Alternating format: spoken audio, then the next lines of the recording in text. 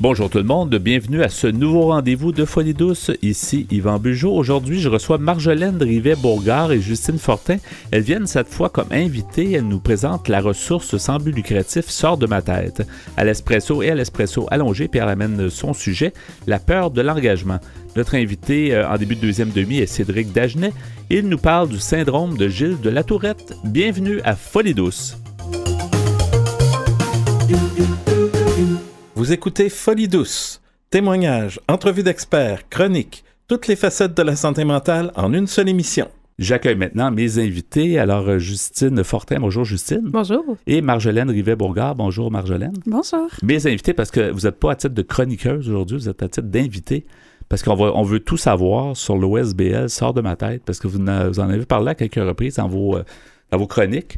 Comme quoi vous œuvriez dans un podcast, entre autres, Sors de ma tête. Là, c'est devenu un OSBL. Je veux tout savoir, là, confiez-vous. Et puis, Marjo, est-ce que tu veux commencer? Ça part d'où? D'abord, juste refais-nous peut-être un résumé de qui vous êtes. Donc, on est 2 étudiantes au doctorat et puis on s'est rencontrées vraiment dans le cadre de la recherche. Donc, les deux ont fait de la recherche en santé mentale. Ouais. Et puis, on s'est rendu compte à travers plusieurs appels des fonds de recherche du Québec pour justement promouvoir la recherche à travers les réseaux sociaux, donc à travers des pages Instagram, à travers des podcasts, donc pour vraiment aller donner de l'information sur la santé mentale. On s'est rendu compte que ces sujets-là étaient très peu discutés. Donc, c'est vraiment de là que notre idée de podcast était venue. Et puis, une fois qu'on a fait le podcast puis qu'on avait vraiment apprécié l'expérience, on s'était rendu compte que c'était un sujet qui méritait plus d'attention et puis qui était pas courant. Donc, on voyait des gens, par exemple, on voyait des organismes à but non lucratif qui œuvraient dans le communautaire, mais on voyait très, très peu d'étudiants ou de chercheurs qui étaient impliqués.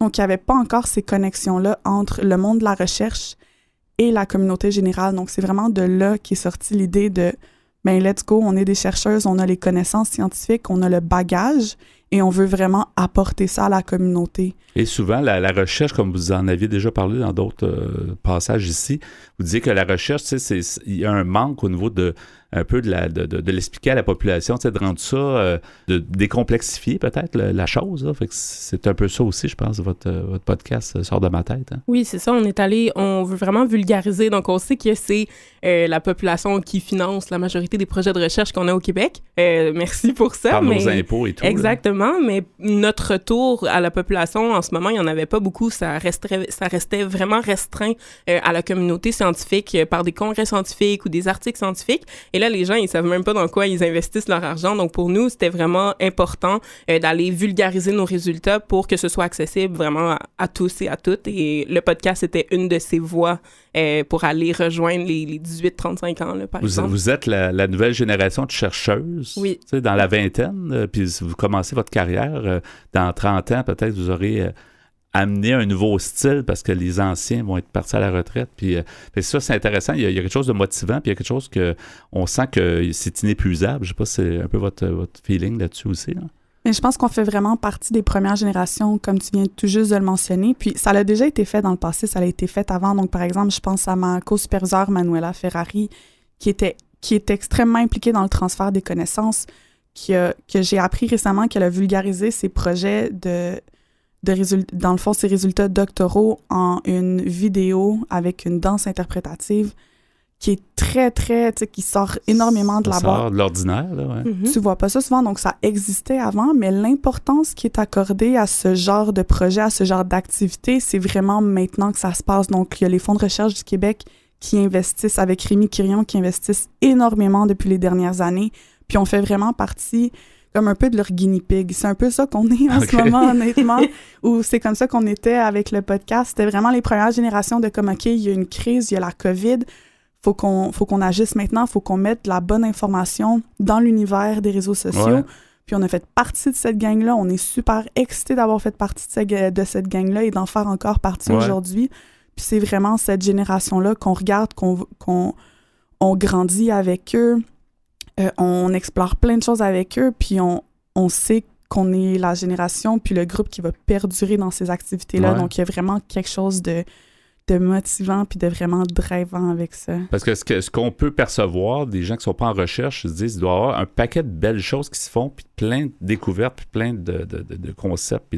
Mais c'est juste que si on les reçoit pas, si ça reste dans un petit monde, puis moi, je vois pas, j'ai jamais été dans un colloque de chercheurs, mais à quelque part, c'est de démocratiser la chose, puis l'amener aux gens pour que ceux qui veulent en savoir plus, ben c'est certain que ça va nous apporter quelque chose. Hein. Oui, puis on essaie de le faire d'une manière vraiment le fun. Tu sais, on invite, par exemple, sur nos podcasts, on va inviter des créateurs de contenu qui sont connus de la population générale. Donc, des fois, juste de voir des experts qu'on connaît pas, ça nous intéresse pas nécessairement quand on choisit un podcast. Mais là, on leur amène des gens qui connaissent, auxquels ils s'identifient, puis on les amène sur nos podcasts ou dans nos projets pour être sûr, où on prend des voix aussi de communication qui, pour eux, ça vient les rejoindre. Par exemple, les 18-35. Donc, on est sur Instagram au lieu d'aller par courriel, par exemple, si on voulait rejoindre une autre type de tranche d'âge. Donc, on essaie aussi de s'adapter à la population qu'on essaie de viser justement avec notre OSBL précisément aussi. Avant de commencer ce podcast-là, est-ce que vous aviez déjà participé à des émissions ou aviez-vous déjà la fibre un peu communicatrice ou ça s'est un peu inventé? On n'avait aucune expérience. On n'avait rien fait. C'est vraiment dans les dernières années que moi puis Justine, ça a vraiment fait. Let's go, c'est tout ou rien. Puis je pense qu'il y a un truc que tu as mentionné un peu plus tôt sur lequel je souhaitais revenir, c'est l'idée de démocratisation. C'est hyper important parce que c'est pas juste au niveau de la dissémination des connaissances puis de la vulgarisation qu'on perçoit ça, mais c'est aussi au niveau de la... Donc maintenant, ce qui est mis de l'avant, c'est la recherche participative, c'est l'organisation d'événements participatifs. Donc ce qu'on veut dire par participatif, c'est qu'on invite les gens de la communauté à s'impliquer dans la prise de décision pour justement... se distancer de la pensée de comme, mais je suis un expert, je sais ce que tu as de besoin, donc je te le mets dans le fond de la gorge. C'est vraiment, on invite les gens à participer. Puis je pense que c'est vraiment là aussi qu'on s'enligne avec l'OSBL. On veut s'assurer que ce qu'on produit, oui, on le fait par intérêt personnel, mais on veut aussi produire des choses qui vont avoir un intérêt pour la population. Donc, je m'avance peut-être un peu en disant ça, mais je pense que pas mal toutes les activités qu'on va planifier à partir de maintenant, on va impliquer des gens de la communauté pour s'assurer que ça répond à un besoin aussi. Donc, c'est vraiment la démocratisation de tout ce qui se passe. Avez-vous comme défini la mission de votre OSBL? Des fois, on veut savoir, tu sais, ça peut changer dans les années parce que c'est tout récent. Vous avez fondé ça fin 2022. Ça commence, en fait, en 2023, votre OSBL. Mais est-ce qu'il y a une mission claire, nette et précise? Souvent, c'est ça, en une phrase, est-ce qu'on est capable de résumer tout ce que vous voulez faire dans les prochaines 30 ans, par exemple? Je sais pas, en une phrase, nous, on arrive toujours avec nos 3 grands volets, soit de déstigmatiser tout ce qui est en lien avec la santé mentale, les réactions psychologiques aussi qu'on peut avoir face à différents événements, différentes choses. On a aussi le désir de bâtir une résilience collective, donc pas juste de parler du négatif ou de la santé mentale, mais aussi qu'est-ce qu'on peut faire positivement, concrètement pour se relever face justement à des symptômes de détresse psychologique ou un trauma ou des choses comme ça. Donc, on veut vraiment trouver les outils abordables puis accessibles pour la population. Puis, il nous en manque un. Mais c'est comme la promotion de la santé mentale. Promotion, prévention, large, c'est ça. Parce que ça reste une grande famille, tu sais, en termes d'organismes, souvent. Ça. Effectivement. Donc, vous avez eu le besoin, en fait, parce que vous aviez déjà fait le podcast, mais vous avez eu le besoin de faire l'OSBL pour peut-être des raisons aussi fiscales, dans le sens pour faire des demandes de subventions, choses comme ça, parce que ça passe par l'argent aussi. C'est beau avoir de la volonté, mais dans votre travail, vous allez peut-être avoir des revenus comme enseignante, mais vous allez peut-être aussi avoir des revenus de ça, parce que c'est ça qui permet que vous puissiez œuvrer dans le domaine. Hein? C'est un peu ça l'objectif. C'est vraiment pas des raisons fiscales personnelles parce qu'on est étudiante puis on a un peu accepté le fait qu'on va être pauvre pendant plusieurs années. Mais c'est vraiment que pour des projets dans les objectifs de sensibiliser pour la santé mentale, mais on se rendait compte que si on est en tant qu'étudiante puis en conservant notre identité individuelle, on était très, très limité dans les demandes de fonds qu'on pouvait aller chercher par rapport aux projets spécifiques. Comme individu personnel, tu peux pas faire de demande. Il faut que tu aies une entité, une compagnie, en fait, sans but lucratif, c'est ça? Exact. Donc, on était limité à tout ce qui était Fonds de recherche du Québec, puis donc tout ce qui est aussi... Même les fondations, peut-être, là. Ça pourrait... Oui, puis c'était vraiment difficile à aller chercher. Donc, les fonds de recherche du Québec investissent énormément, mais c'était quand même pas suffisant. Donc, puis c'est très limité aussi parce qu'eux, ils investissent surtout dans la recherche. Donc là, si on voulait faire quelque chose qui cherchait à sensibiliser les gens puis à rassembler les gens, mais sans nécessairement faire une activité de dissémination, mais on se retrouvait un peu là à rien faire puis à pas trop savoir où aller chercher. Donc, en ayant cette entité-là maintenant, on a une justification, on a une entité, on a des objectifs, on a des buts, on est reconnu. Donc là, on va vraiment chercher ces possibilités-là de faire des projets puis d'arrêter de les faire à nos dépens ou de les faire avec aucun budget. Donc, veux pas, où est-ce que tu dois un peu...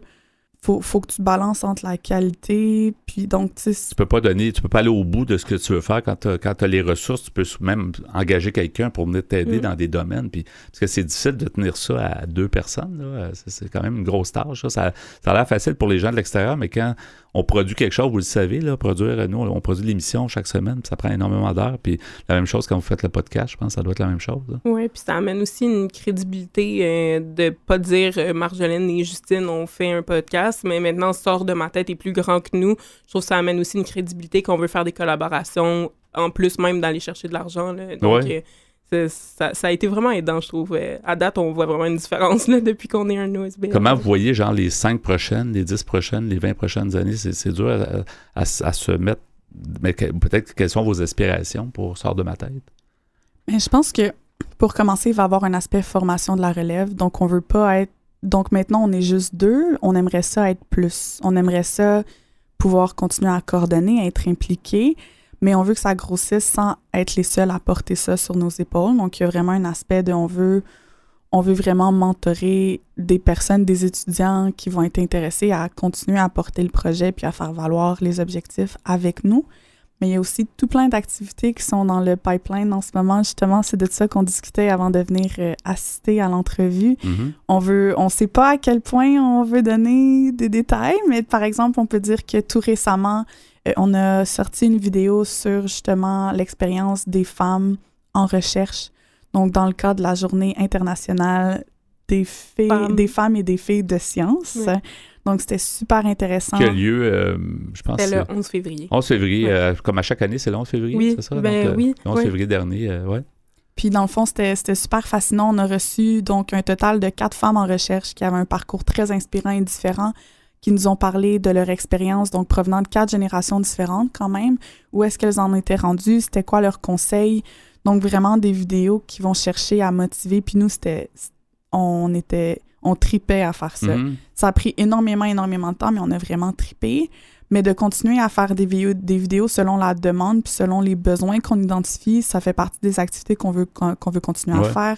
On aimerait commencer à se lancer peut-être dans l'organisation d'activités comme des conférences pour la population générale. C'est ça, ça peut toucher à beaucoup de choses. Oui, ça dépasse la production. Il y a toutes sortes de... Dans votre champ d'intérêt, tout est à venir, en fait, mais il reste 30 secondes à peu près. Comment on fait, Justine, pour vous trouver l'OSBL, votre podcast? Est-ce qu'on fait juste chercher Sort de ma tête? Oui, Sort de ma tête, on devrait être les premiers à sortir. Donc, on a notre page Instagram. On arrive bientôt sur TikTok. Donc, on va avoir le même nom aussi, Sort de ma tête. Mm-hmm. On peut nous contacter par courriel pour des collaborations. Donc, Sort de ma tête 3@gmail.com. Et dans le fond, nos podcasts sont accessibles vraiment sur toutes les plateformes. Puis, on a une chaîne YouTube au même nom pour les vidéos, s'il y en a qui veulent. Il y en a plusieurs qui sont déjà présents sur toutes sortes de sujets. Merci beaucoup, Justine Fortin et Marjolaine Rivet-Beauregard. Bonne continuation, puis à la prochaine. Merci. Au revoir. Au revoir.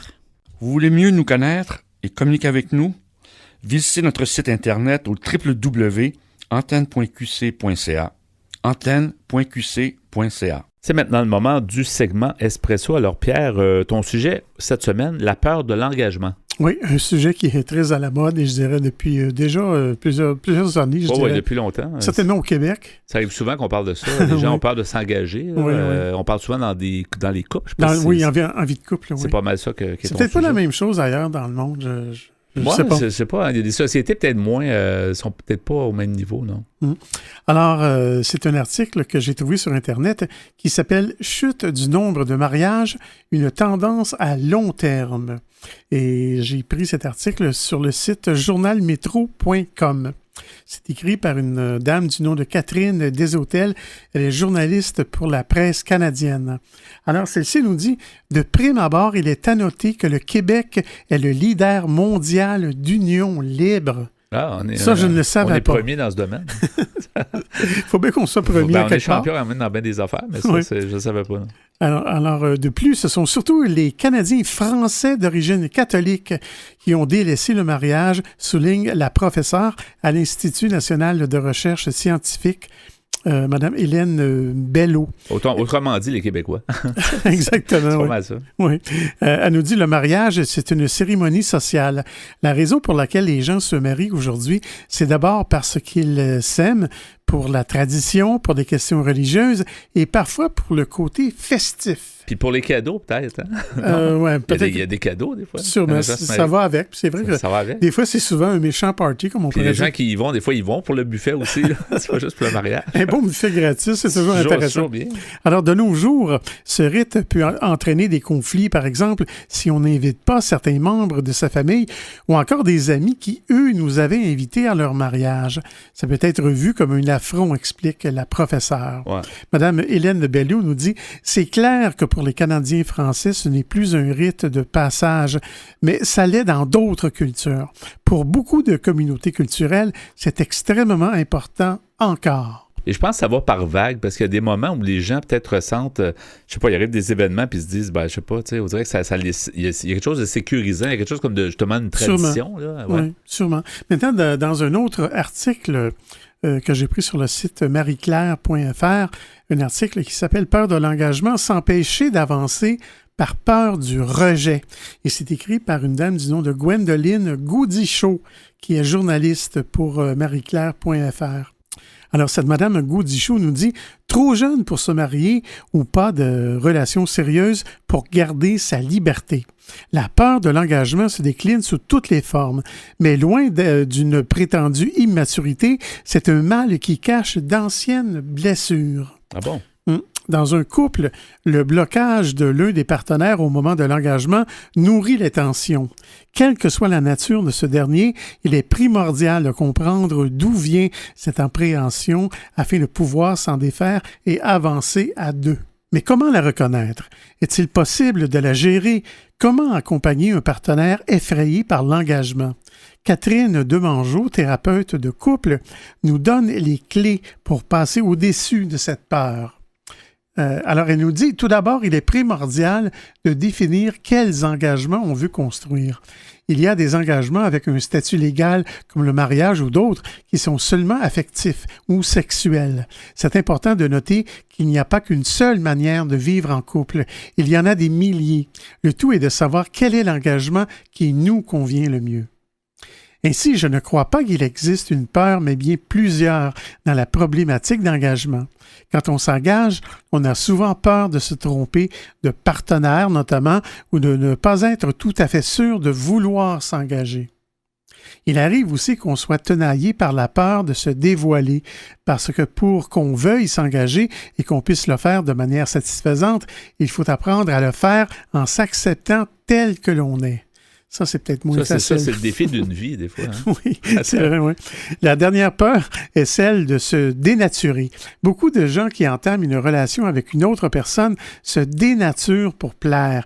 Ils veulent se montrer le plus parfait possible, sauf que la perfection n'existe pas et que la sincérité dans l'engagement, c'est indispensable. Une des plus graves erreurs, ça, d'ailleurs, d'essayer de ne pas être soi-même. Tu sais, on a beau... c'est naturel, on a beau sortir de notre meilleur, oui. C'est beau, mais il ne faut pas sortir quelque chose qui n'est pas de nous. Oui, exactement. C'est un peu ça, là. Alors, Catherine Demangeau nous dit « Souvent, on redoute le rejet ou l'abandon car la peur de l'engagement a un lien avec des blessures anciennes. La construction du couple, c'est souvent très régressif et ça nous renvoie à la manière dont on a construit notre lien d'attachement avec notre premier objet d'amour, qui en général est la mère ou la personne qui a tenu lieu d'éducateur. C'est en famille qu'on apprend à construire une relation et c'est dans l'interaction avec cette figure de référence au premier temps de la vie qu'on intègre ou non un certain niveau de sécurité par rapport à la relation. Si quand je pleure, ma mère arrive et répond à mes besoins, je construis un sentiment de sécurité intérieure qui fait que j'ai confiance en la relation que je suis en train de construire. On appelle ça le lien d'attachement sécure. Quand on grandit avec ce lien, on n'a pas tellement peur de l'engagement parce qu'on sait qu'il peut être fluctuant. La personne face à moi est pleinement présente pour moi quand elle l'est, mais je sais aussi que quand elle s'absente, elle continue à exister dans mon psychique. Ainsi, une absence ne génère pas en moi une angoisse ou un sentiment d'abandon. En revanche, chez les enfants qui ont eu de grandes carences affectives et qui ont eu des parents qui n'étaient pas disponibles, violents ou indifférents, c'est le cas des enfants qui ont un parent en dépression. La personne est présente physiquement, mais est absente dans la relation. Ça crée de l'anxiété relationnelle doublée d'une peur de l'abandon. Catherine de Manjou nous dit « Par un évitement de l'engagement ou alors par un engagement partiel, comme ne pas accepter une relation avec une forme d'exclusivité sexuelle et affective aussi. Par contre, c'est une peur dont certaines personnes ne sont pas toujours bien conscientes et il y a souvent une grosse part de déni dans les problématiques d'engagement. Mais je vais m'arrêter ici, Yvan, et je continuerai plus tard. Et ça, je m'engage à le faire. Oui, c'est ça. T'as pas peur de t'engager pour la deuxième partie. Merci. Plus tard à l'émission, la peur de l'engagement.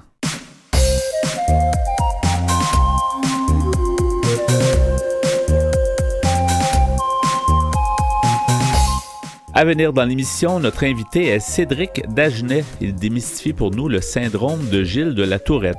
À l'espresso allongé, Pierre Laporte poursuit avec son sujet « La peur de l'engagement ». Vous voulez échanger avec nous? Vous désirez participer à l'émission? Notre site web est antenne.qc.ca. Utilisateur de Facebook, YouTube, Instagram, Twitter et LinkedIn, cherchez Folie Douce Radio pour nous trouver.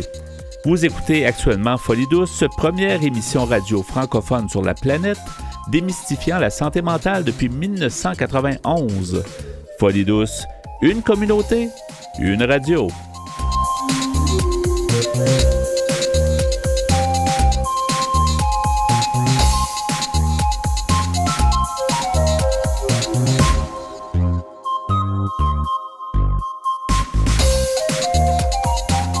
Que vous soyez au boulot, dans l'auto, à moto ou à vélo, en manteau ou en speedo, vous écoutez Folie Douce. J'ai le plaisir d'accueillir notre invité Cédric Dagenet. Bonjour Cédric. Bonjour. Bonjour, bienvenue à l'émission Folie Douce. Tu es chroniqueur à la revue Mentalité de Maison L'Échelon et tu es un individu aussi. Est-ce qu'on peut dire ton âge ou non? Oui, sans problème. Au fond, j'ai 30 ans. 30 ans, OK. Oui, 30 ans. Parce que pourquoi je te pose ça, des fois c'est bon à savoir parce que tu vas nous parler un peu de ton cheminement au niveau santé mentale. Tu as quand même eu certaines difficultés. Puis on va aussi démystifier tantôt une problématique qui est bien connue, mais qui n'est pas si connue, je pense. On le connaît par nom, mais on ne sait pas tout à fait ce que c'est. Alors je pense que c'est la bonne personne. Ouais. Si on commençait en écoutant un peu ton histoire pour qu'on comprenne mieux qui tu es. Ben, écoute, d'abord, le syndrome de Tourette, c'est un syndrome. Mais toi, t'as eu un diagnostic de ce type-là, c'est ça? Ouais, quand j'étais né, je le savais pas. Non. Je veux dire, les 8 premières années de ma vie environ, j'ignorais que j'avais un syndrome de Tourette. À un moment donné, c'est vraiment devenu évident. D'une part parce qu'il y a des tics, il y a des compulsions, il y a comme différentes déclinaisons de la maladie qui font en sorte que ça peut devenir vraiment problématique quand t'es jeune. Et ça a commencé vers cet âge-là, 8 ans, 10 ans? Ça a toujours été là, mais c'est plus vers 7-8 ans que je l'ai découvert. OK. Puis, c'est drôle parce que on a vu plusieurs psychologues qui, eux, savaient pas c'était quoi. Il a fallu attendre qu'on trouve une madame qui, elle, était proche de la retraite, qui savait c'était quoi. OK. Puis c'est ça. Puis comme je disais, un syndrome, c'est pas une maladie. Une maladie, on sait les causes. Il y a des outils pour ça. Tandis qu'un syndrome, on sait pas trop c'est quoi. Mettons, t'as des pilules ou des affaires de même qui peuvent aider, mais on sait pas vraiment c'est quoi. Mais c'est quoi la différence entre un syndrome et une maladie? C'est un syndrome, c'est quoi? C'est un état, quoi? C'est une maladie dont on sait pas les causes. OK, d'accord. OK, c'est ça la différence. C'est ça la nuance, tu sais. Fait que malheureusement, il faut bien que quelqu'un finisse par en parler ou que, tu sais, il faut savoir aussi qu'il y a près de 40 000 personnes au Québec qui l'ont à différents niveaux. Et le vrai nom, le nom complet, c'est syndrome Gilles de la Tourette, hein? Est-ce que c'est ça? Ouais, raccourci, c'est SGT pour syndrome Gilles de la Tourette. Parce qu'il y avait quelqu'un qui portait ce nom-là, quoi? Est-ce que c'est l'origine? C'est un médecin, en fait, qui s'appelait... là, c'est un nom vraiment long, là. C'est un petit peu commergé, là. C'est un nom vraiment long. OK. On l'appelle dans le fond Gilles de la Tourette. Puis de ce que j'en sais, c'est que parce que c'était en 1800 quelques, dans ce coin-là, qu'il y avait une madame qui elle gueulait tout le temps des mauvais mots. Puis c'était une madame dans la noblesse. Puis lui, il a étudié ça, puis tout ça. Puis c'est ça, ils ont donné son nom au syndrome. À sa découverte, là. Ouais. Puis est-ce que c'est toujours ça? Parce que c'est bien de pouvoir démystifier. Est-ce que c'est toujours ça? C'est ça qu'on a en tête que les gens vont dire, par exemple, vont avoir vont sacrer ou vont dire n'importe quoi ou des choses qui sont pas... tu sais, ils ont l'air fâchés, mais ils sont pas vraiment fâchés. Est-ce que c'est toujours ça, le syndrome? En fait, c'est une minorité des gens qui vont créer des mauvais mots. Okay. La plupart du temps, c'est... comment dire? Des tics, peut-être? Ou... Ouais, ben la plupart du temps, c'est ça. T'as des tics, t'as des compulsions. Les tics, c'est pas la même chose que des compulsions. Non, mais il y a beaucoup à dire sur le sujet, ça. Mais toi, mettons, qu'est-ce que tu faisais quand tu avais 8 ans? Qu'est-ce qui a fait qu'on a consulté, que tes parents t'ont amené, j'imagine, consulter des gens? En fait, c'est parce que je clignais souvent des yeux ou je raclais de la gorge ou whatever. Puis eux, ils essaient de trouver des solutions. Ils essaient de faire en sorte de... Qu'est-ce qui se passe avec notre enfant? On comprend pas, on l'aime, mais il se contrôle pas, whatever. Mais en fait, j'ai fini par comprendre que tu peux te contrôler. C'est pas comme le Parkinson. Tu peux te contrôler, mais c'est comme une genre de démangeaison. OK. Tu sais, mettons de l'eau. Tu vas boire de l'eau pour étancher ta soif. Mais tu sais, sortir un tic, c'est un petit peu comme ça. Ça enlève une tension. C'est contrôlable, mais ça enlève une tension. Puis il y a différents degrés aussi. Il y a des gens qui sont plus malades que d'autres. Il y a des gens qui ont des tics tout le temps, là, qui peuvent pas parler à la radio ou qui peuvent pas... Ils sont pris avec ça. Ça les submerge, puis c'est dommage. Et avec l'âge, moi, j'ai déjà connu quelqu'un dans le milieu de travail où il y avait... c'est ça, il y avait des tics, mais c'était plutôt de la manipulation d'objets, d'ordinateurs, souris, d'ordinateurs, tout ça. Puis il y avait comme des réactions très physiques. J'imagine que c'était ça aussi.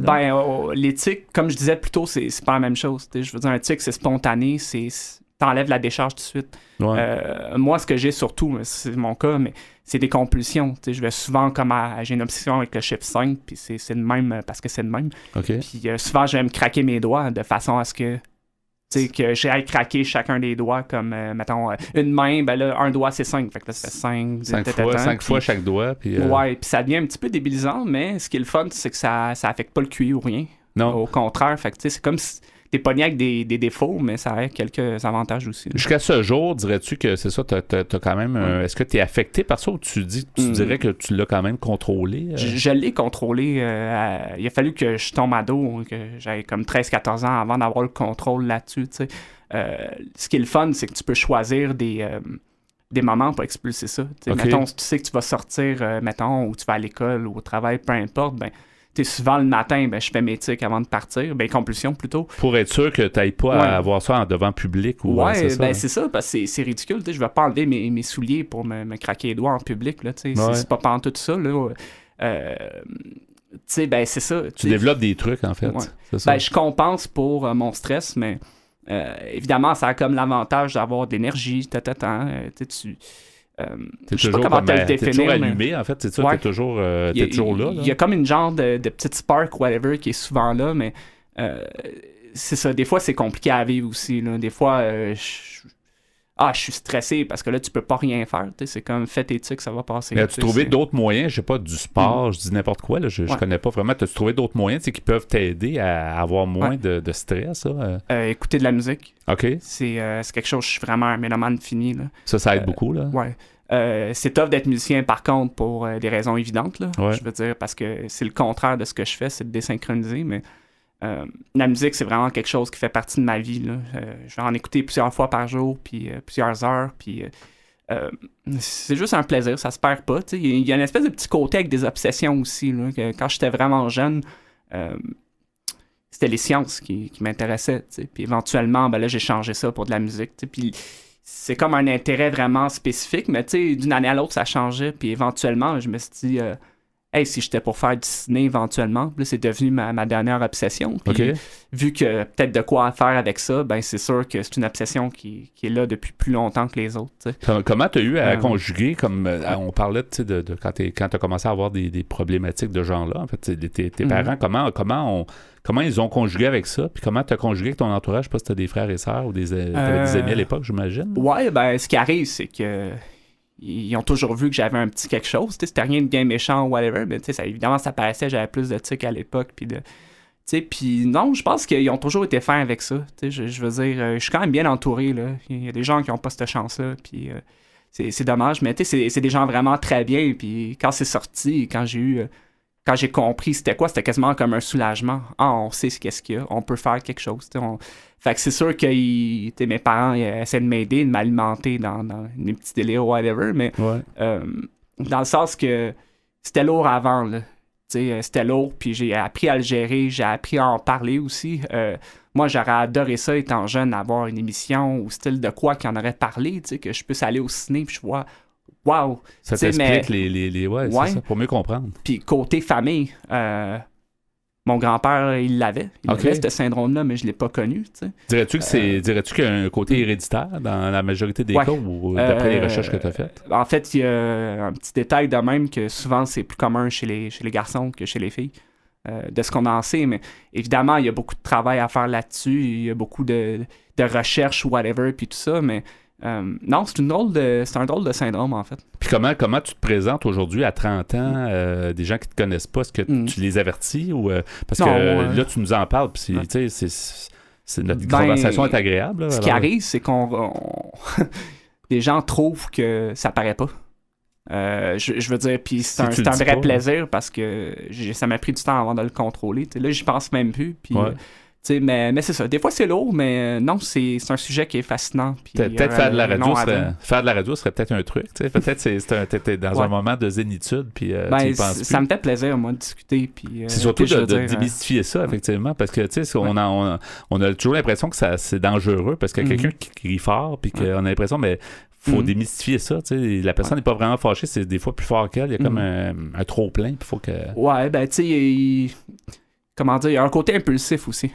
Souvent, je vais donner dans mon côté impulsif, ça peut être, c'est niaiseux des fois, c'est, mettons, j'ai de l'impulsion, ben là, je vais aller m'acheter du chocolat, puis là, ben là, ça descend mon impulsion, puis après ça, je suis comme plus à l'aise, whatever, mais non, j'aime ça en parler, parce que c'est un sujet qui évidemment, je vis avec, mais que ça touche d'autres personnes, puis évidemment que ça me touche, je vis avec.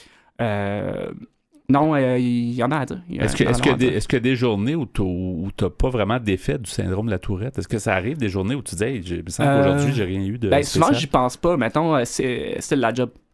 Comme, mettons, dans le transport commun, je vais être nerveux, mais aller travailler, d'être avec des gens, de socialiser, c'est pas la même chose. Ouais. C'est le fait de pas y penser, en fait. Il faut quasiment que tu t'occupes. C'est un peu ça. Ben, c'est que j'y pensais tout le temps, puis quand j'ai eu la twist, là, j'y pensais plus. Puis... là, c'était splendide. Je veux dire, mais oui, j'ai encore des compulsions, des tics, mais c'est comme mon petit instant privé ou whatever. Mais finalement, c'est quelque chose. Qu'est-ce que tu conseilles à des gens qui nous écoutent, qui ont ce genre de symptômes-là? Est-ce qu'ils ne sont pas très sûrs si c'est ça? Ils devraient commencer où? Est-ce qu'ils devraient consulter un médecin? Est-ce qu'ils devraient lire sur le sujet? Qu'est-ce qu'ils devraient faire? Peut-être un petit peu des deux. Je pense pas que la solution, c'est 100% le médecin. C'est pas 100% non plus la quête personnelle. Je veux dire... Il y a beaucoup de choses qui existent, j'imagine, qui expliquent la situation. Si quelqu'un lit un peu sur Internet ou par des livres, j'imagine qu'il va comprendre un peu plus. Si c'est ça, il va peut-être se reconnaître. Ben, c'est que on est des gens très bien. Là. Si on peut parler d'une communauté, qu'elle existe ou non en ce moment, mais c'est des gens très bien. Là. Une quarantaine de 1000 personnes, tu disais, au Québec? C'est un petit village. Ou même une petite ville. Je veux dire, c'est des gens, c'est qu'on se connaît pas ou on se parle pas. Et c'est normal parce que c'est de quoi qui est méconnu. Il y a un paquet d'autres syndromes qui ont leur mystère aussi. Ouais. As-tu déjà échangé avec d'autres personnes qui avaient qui ont le même syndrome? Des fois, ils disent que les groupes peuvent aider. Là. Ben, une fois, quand j'étais ado, j'ai été dans un camp de tourettes. En fait, c'était un camp, mais cette semaine-là, c'était des tourettes puis des autistes. OK. Là, cherche-moi le lien, mais ils ont quand même fait ça. Puis, non, c'était drôle. Il y avait juste un bonhomme qui, lui, sacrait avec des gros mauvais mots, whatever. J'étais un cas qui était pas si sévère que ça. Il me disait « le tue », alors que les autres étaient bourrés de tics, whatever. Mais c'était une expérience assez spéciale, je veux dire, de côtoyer des gens qui ont le même trouble, mais que c'est pas au même degré ou de la même façon. On n'avait pas les mêmes tics. Moi, finalement, je m'en tirais bien. J'avais bien des amis ou whatever, parce que j'étais comme normal, entre guillemets, mais il y en a un, il avait comme ses tics vraiment intenses, puis... Ça paraissait beaucoup, là. Ouais, puis nous, on essaie... Ben moi, j'essaie de pas le juger, mais c'est comme s'il se sentait exclu, même parmi nous autres, parce que c'était comme une minorité, c'était comme, tu donnes une mauvaise marge, mais... je trouvais ça comique, étant souvent c'était moi qui vivais la situation. Ben, peut-être que peut-être même ça t'a rassuré en disant finalement je suis pas si pire, là, en voyant des cas plus graves. Là, non, mais c'est ça qui est comique, c'est que finalement c'est pas grand chose. C'est grand chose, mais c'est pas grand chose. En même temps, c'est ça, c'est pas comme une maladie qui est. On parle pas de santé, on parle pas de maladie mentale, en fait, c'est comme tu dis, c'est un syndrome, mais il y a vraiment lieu à démystifier, mais on a commencé à le faire cette fois-ci, je te remercie de ton partage. C'est gentil. Ça passe vite, tu vois, c'est vraiment bien. C'est vrai que c'est vite. On pourra sûrement y revenir. Merci beaucoup, Cédric Dagenet, donc d'avoir été des nôtres, des bonnes continuations dans toutes tes activités, puis je te souhaite la meilleure santé possible et le meilleur le bien-être possible, en fait, pour la suite. Merci beaucoup. Okay, ça fut un plaisir. Merci, au revoir. Que vous soyez branché, déboussolé, renfermé ou éclaté, vous s'étonisez actuellement Folie douce. Nous poursuivons avec le sujet débuté plus tôt, Pierre, ton sujet de l'espresso allongé cette fois-ci, la peur de l'engagement. Oui, la peur de l'engagement. Et on a appris tantôt que c'est au Québec, on est le champion mondial. De la médaille d'or de ça. En fait, on nous dit ici qu'on est leader mondial des unions libres. C'est ça, on a la médaille d'or au monde pour la peur de l'engagement. Est-ce qu'on devrait être fiers ou... Peut-être peut-être pas. Peut-être que oui. Peut-être que c'est un sens de maturité, je ne sais pas. Peut-être, oui. Ça dépend toujours. Mais de toute façon, alors j'étais en train de lire mon deuxième article sur le sujet. C'est celui qui s'appelle « La peur de l'engagement, s'empêcher d'avancer par peur du rejet ». J'ai pris ça sur le site marieclaire.fr. Écrit par une dame du nom de Gwendoline Goudichaud. Et de toute façon, Pierre, en fait, la peur, l'engagement, l'union libre, il y a des gens qui peuvent être en union libre puis peuvent être engagés ensemble pendant tout le temps, pendant des années. Alors, tu sais, c'est pas ça. Tu parlais tantôt de mariage, mais c'est vrai que oui, on est les champions de l'union libre, mais peut-être il faudrait voir si la durée des couples ou des... Oui, c'est vrai. Si ça dure dans le temps. C'est vrai, c'est peut-être pas nécessairement une mauvaise chose. Non, c'est ça. C'est peut-être plus un signe des temps. Il faudrait aller chercher la statistique plus loin, de dire est-ce que ces couples-là, finalement, restent quand même ensemble. Donc, c'est ça. Exactement. Alors, je poursuis ma lecture. On nous dit, au fond, les gens se rendent compte de leur stratégie d'évitement quand ils commencent à se dire que c'est étrange que toutes leurs relations se terminent de la même façon. En cas de scénario répétitif, c'est intéressant de se poser la question. Généralement, ça va faire effet miroir et nous donner des indications sur ce qu'on est.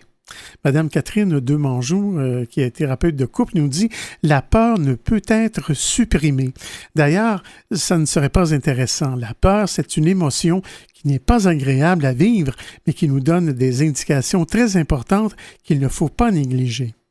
Si j'ai peur, c'est que c'est important à mes yeux.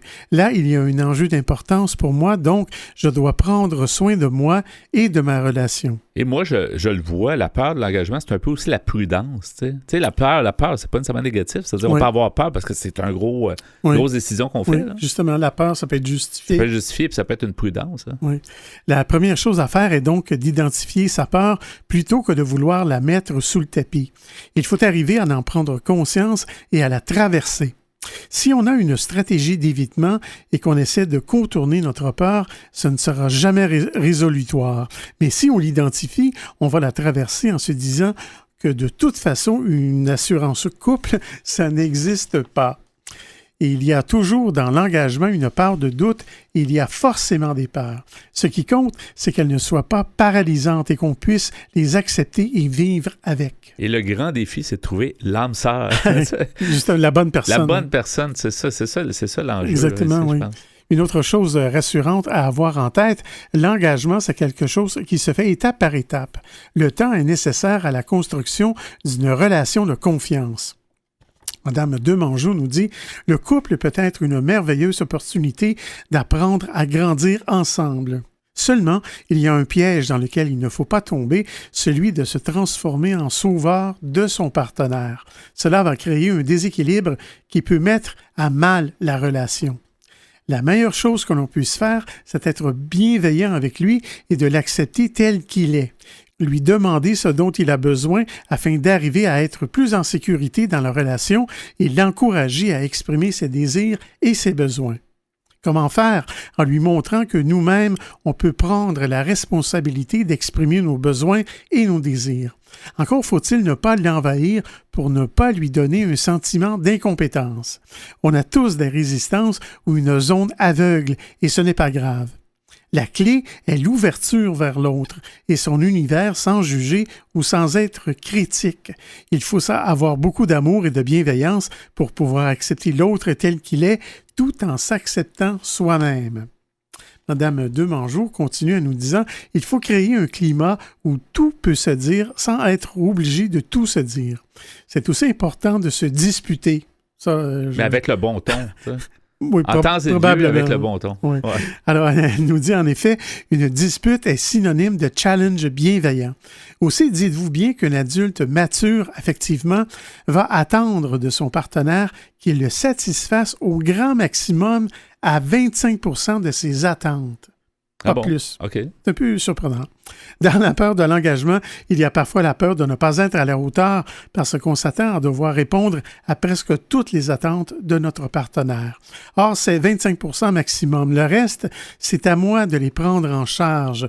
Je suis responsable de mon bonheur et en même temps, je te demande de l'aide pour certaines choses. Avec ces proportions en tête, on laisse tomber les attentes irréalistes et on s'accepte mieux, tout comme la relation qu'on construit. Et tant qu'à moi, il ne devrait même pas avoir d'attente. Hein. Dans le sens que... on pourrait philosopher longtemps, mais tu sais, moins tu as d'attente, moins tu es déçu, en fait. C'est un peu ça, là. Oui, mais il me semble qu'il faut que tu en aies quand même un petit peu d'attente, non? Faudrait élaborer mon manque de temps. Alors, une autre fois. Oui, alors en conclusion, on nous dit enfin, les gens aiment moins entendre cette vérité, mais quand on s'engage, rien ne nous empêche de nous désengager. Pour le faire de manière saine et non le vivre comme un abandon ou un rejet, il faut prendre soin de cette période de rupture. On peut se dire qu'on se remercie pour avoir grandi ensemble et se souhaiter bonne route, car vous n'avez pas d'autre choix que d'accepter une part d'incertitude. Mais ça prend une grande maturité, une grande expérience pour faire ça, parce que je connais pas grand monde qui est facilement à l'aise comme ça à se dire c'est beau, ça m'a fait plaisir, au revoir à la prochaine et bonne chance. Ouais, il y a toujours une douleur qui va avec ça, j'imagine. Effectivement, parce que on le disait tantôt, c'est un sujet vieux comme le monde, là, l'engagement, la vie de couple, les relations humaines. Oui, j'aurais aimé qu'on rajoute une statistique du nombre d'unions, puis le nombre de divorces ou de ruptures. Ou de longévité des unions, de dire la majorité, il y a une moyenne de temps d'années, etc. Mais c'est un bon sujet, mais c'est le coup pour ça, Pierre, la peur de l'engagement. Vous aimeriez réentendre nos émissions, entrevues et chroniques via YouTube? Pas de problème. Pour y accéder, visitez notre site web antenne.qc.ca, antenne.qc.ca. Quelques secondes avant de terminer ce rendez-vous. Alors, merci beaucoup, Pierre, pour ton travail en régie ainsi que pour tes espressos et espressos allongés où tu parlais de peur de l'engagement. Bienvenue, mon cher. Merci pour ça. Nos invités en début d'émission, Marjolaine Rivet-Bourgard et Justine Fortin, nous ont parlé de leur OSBL Sort de ma tête. Notre invité en début de deuxième demi était Cédric Dagenet. Il nous a mieux fait connaître le syndrome de Gilles de la Tourette. C'était donc Folie douce cette semaine. C'est Yvan Bugeaud à l'animation. Bonne semaine à tous et à la prochaine. Au revoir.